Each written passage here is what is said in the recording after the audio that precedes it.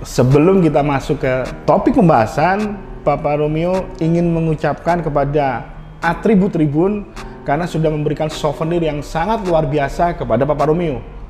Kaos underline simple Persibaya. Dan ketika kita lihat bersama, identitas Persibaya masih sangat terlihat di kaos milik Atribut Tribun. Dan bagi dulur-dulur yang ingin memesan kaos seperti Papa Romeo ini, dulur-dulur bisa langsung masuk ke Instagram @atributtribun, dan saat ini ada di layar sebelah kiri dari dulur-dulur sekalian. Di sana banyak sekali pilihan yang memanjakan mata, membuat kita ingin beli kaos dari Atribut Tribun. Dan seperti yang Papa Romeo sampaikan di awal tadi, bahwa tipe kaos dari Papa Romeo ini adalah underline simple Persibaya. Monggo dulur-dulur bisa langsung dicek di Instagram @atributtribun.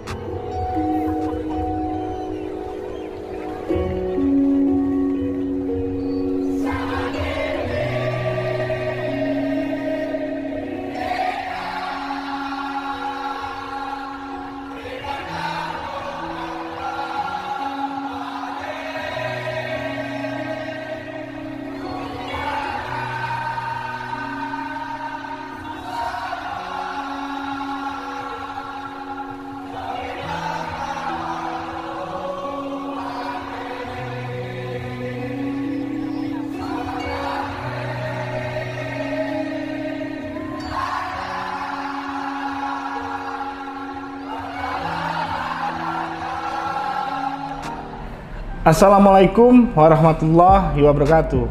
Salam sejahtera untuk kita semua. Om Swastiastu, Namo Buddhaya. Salam satu nyali wani. Piye kabari dulur-dulurku bonek dan bonita. Papa Romeo harap dulur-dulur tetap sehat selalu, dan tentunya salam hangat untuk keluarga di rumah.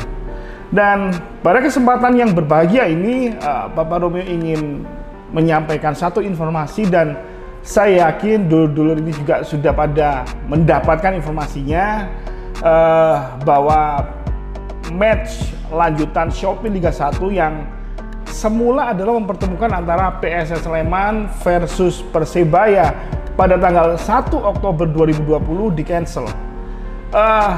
Ketika Papa Romeo coba mencari informasinya di Tribun Persebaya, artinya hal tersebut karena memang Persebaya masih belum memiliki home base, ya, dan sehingga pertandingan pada tanggal 1 dirubah menjadi antara PSS Sleman versus Persi Kediri, dan Persebaya akan bertemu dengan Barito Putra, tapi tidak di tanggal 1 karena akan bertemu di tanggal 4 Oktober, artinya itu hari Minggu.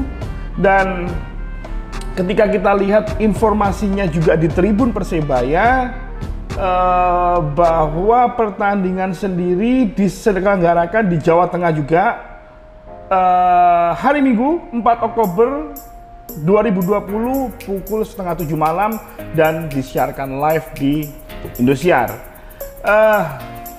Sebetulnya nggak tahu menurut dulur apakah ini satu kabar yang baik atau suatu kabar yang buruk. Plus minus pasti ada, karena terkesan mendadak bahwa kita sudah mempersiapkan melawan PSS Sleman, kemudian diganti switch melawan Barito Putra. Minusnya adalah mudah-mudahan laga atau pertandingan yang sudah dijadwalkan tidak akan berubah kembali sampai nanti artinya musim 2020 ini berakhir. Namun untuk plusnya adalah kita tahu bahwa Mahmud Eid saat ini sedang cedera, jika tidak salah itu hamstring. Kemudian David da Silva juga baru datang hari Jumat kemarin, artinya sampai dengan hari Senin ini ada 4 hari di Indonesia. Tapi ketika Papa Romeo coba lihat tanggapan dari David da Silva untuk bisa diturunkan, artinya ketika Coach Aji mempercayakan David da Silva, maka David da Silva akan turun dengan kekuatan maksimal, dengan fisik maksimalnya, dengan kemampuan maksimalnya. Seperti yang Papa Romeo sampaikan tadi, mundurnya laga dari tanggal 1 menjadi tanggal 4 ini berdampak positif untuk David da Silva, artinya kita juga bisa mempersiapkan tim lebih matang. Mudah-mudahan David da Silva dan Mahmud Eid, rasanya untuk Mahmud Eid itu masih 50-50, namun untuk David da Silva, Papa Romeo berprediksi bahwa bisa tanding melawan Barito Putra.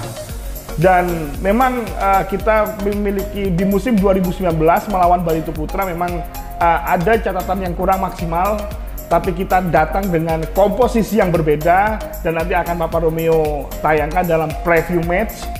Dan hal terakhir yang ingin Papa Romeo sampaikan juga dari pertanyaan dulur-dulur juga bahwa stadion dari Persebaya ini di mana? Karena yang kita tahu yang awalnya di Gor Delta Sidoarjo juga akhirnya berubah, dan sampai saat ini beberapa rumor menyampaikan bisa juga di Brawijaya Kediri, bisa juga ada di Lamongan. Dan sekali lagi, Papa Romeo juga dapat informasi dari Tribun Persebaya bahwa menurut Sahlul, ya, itu Dispora Lamongan sebagai pengelola Stadion Surajaya Lamongan itu menyambut baik jika Persebaya berkandang menggunakan home base di kota Soto tersebut.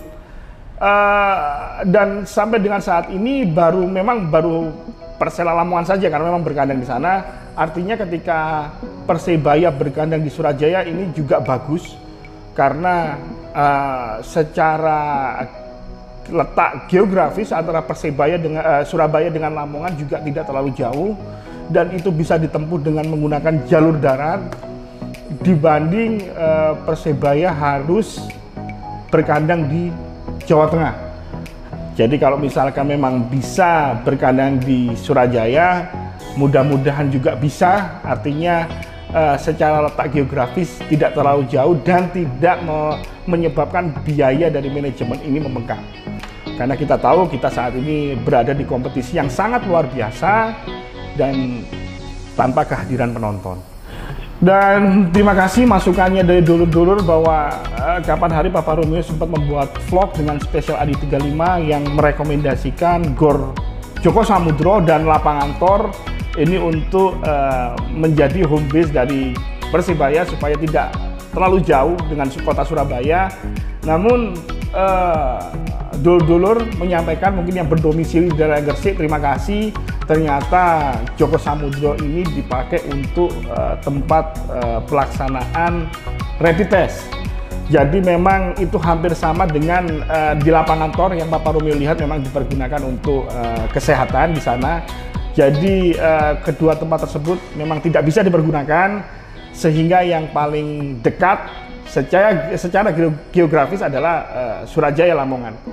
Namun di bonek digital ini juga memberikan satu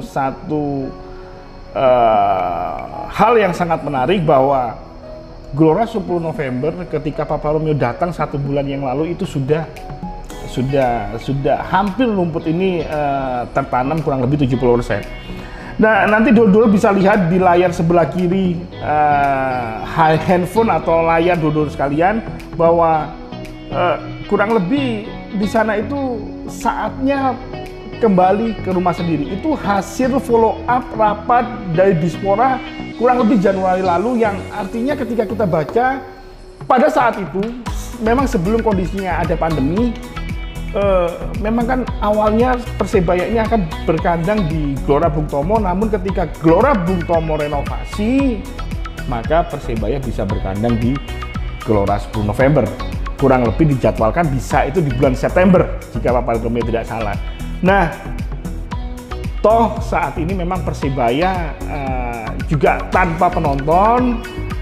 Saya pikir apa yang disampaikan oleh bonek digital sangat tepat. Persebaya bisa bermain di Gelora 10 November. Artinya itu dari kerangka berpikir dari Papa Romeo. Tapi monggo silakan dulur-dulur apabila memiliki pendapat, kerangka berpikir bisa dituliskan di kolom komentar dan kita semua nanti akan berdiskusi di sana. Mungkin sekian vlog kali ini dari Papa Romeo. Apabila dulur-dulur suka dengan konten ini, menilai bahwa konten ini bermanfaat buat dulur-dulur, ojo segen-segen lur. Di subscribe, like, komen, dan share. Semua itu gratis dulur, tidak ada yang berbayar, dan bunyikan loncengnya. Dengan dodol mensubscribe channel Papa Romeo, berarti dodol mensupport channel ini untuk tetap bertahan di Belantika YouTube. Akhir kata dari Papa Romeo, keep support, keep watching, stay tune everywhere, anywhere. Salam satu nyali, one. Papa Romeo tidak salah. Nah, toh saat ini memang Persebaya juga tanpa penonton. Saya pikir apa yang disampaikan oleh bonek digital sangat tepat. Persebaya bisa bermain di Gelora 10 November. Artinya itu dari kerangka berpikir dari Papa Romeo. Tapi monggo